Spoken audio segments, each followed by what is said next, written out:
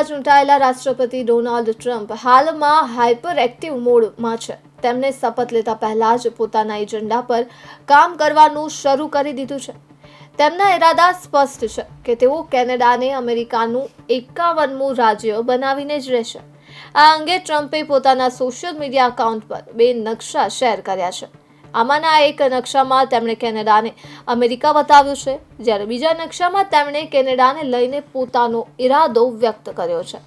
હવે જેને લઈ વિવાદ શરૂ થઈ ગયો છે અને કેનેડાના નેતાઓએ ટ્રમ્પને બેફામ જવાબો આપવાના શરૂ કરી દીધા છે. જસ્ટિન ટ્રુડોએ પ્રથમ વખત કેનેડા વિશે સતત નિવેદનો આપી રહેલા ટ્રમ્પને જવાબ આપ્યો છે. કેનેડાના પૂર્વ પીએમ ટ્રુડોએ કહ્યું કે કેનેડા અમેરિકાનો હિસ્સો બનવાની કોઈ જ શક્યતા જ નથી.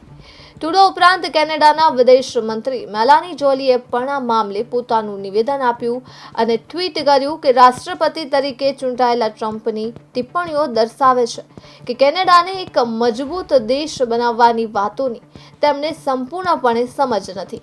અમારું અર્થતંત્ર મજબૂત છે, અમારા લોકો મજબૂત છે.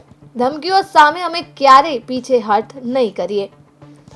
તો કેનેડાના વિપક્ષી નેતા પિયર પોલિવેરે પણ આ મુદ્દે પોતાનું નિવેદન આપ્યું અને કહ્યું, આપણે એક મહાન અને સ્વતંત્ર દેશ છીએ. અમે અમેરિકાના શ્રેષ્ઠ મિત્ર છીએ. અમે અમેરિકાને અલ કાયદા દ્વારા 9/11ના હુમલાનો જવાબ આપવામાં મદદ કરવા માટે અબજો ડોલર અને સેંકડો જીવન ખર્ચ્યા છે. અમે અમેરિકાને અબજો ડોલરની ઉચ્ચ ગુણવત્તાની અને સંપૂર્ણપણે ભરોસાપાત્ર ઉર્જાનો સપ્લાય કરી જ રહ્યા છીએ, જે બજાર કિંમતો કરતાં ઘણી ઓછી કિંમતે છે.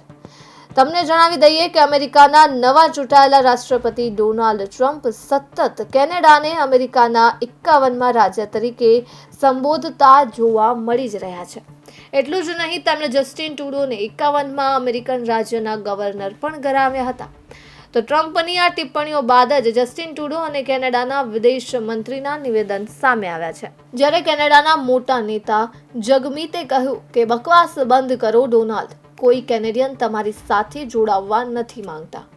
અમે કેનેડિયન હોવાનો ગર્વ છે અને આપણે જે રીતે એકબીજાની સંભાળ રાખીએ છીએ, આપણા દેશનું રક્ષણ કરીએ છીએ, તેના પર મને ગર્વ છે. તમારા હુમલાઓ સરહદની બંને બાજુની નોકરીઓને અસર કરી શકે છે. તમે કેનેડિયનોની નોકરી લેવા માટે આવ્યા છો. અમેરિકાનો એ કિંમત ચૂકવવી પડશે.